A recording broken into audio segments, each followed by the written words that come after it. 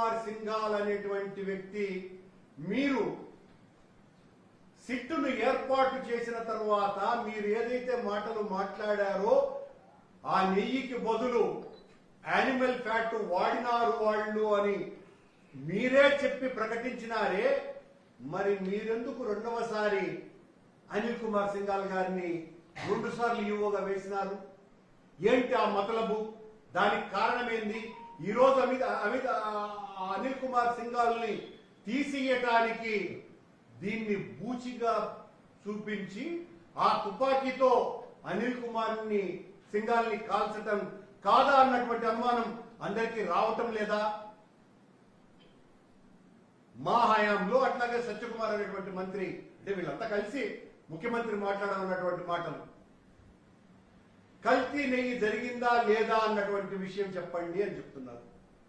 కల్తీ నెయ్యి కాదు మీరు చెప్పింది, పంది కొవ్వు, ఆవు కొవ్వు, చేప నూనెతో తయారు చేసినటువంటి లడ్డూలు అని మీరు, చంద్రబాబు గారు, పవన్ కళ్యాణ్ గారు చెప్పినారు.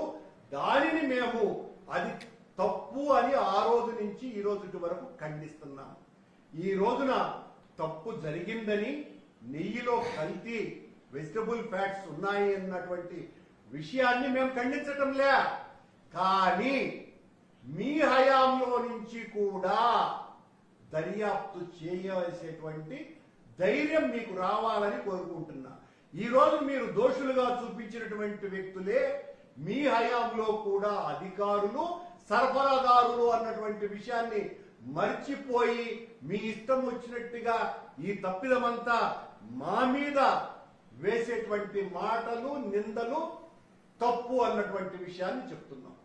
ఎన్డీడీబీ రిపోర్టు గాని, ఎన్డీఆర్ఐ రిపోర్టు గాని ఎక్కడా కూడా జంతువుల కొవ్వు కలవలేదు అన్నటువంటి విషయం చాలా స్పష్టంగా పేర్కొన్నది. అలాగే మీరు చెప్పినటువంటి విలేకరుల సమావేశంలో మేము నిబంధనల్ని సడలించినందువలన ఈ రకమైనటువంటిదంతా జరిగింది అనేటువంటి మాటలు చెప్తున్నారు.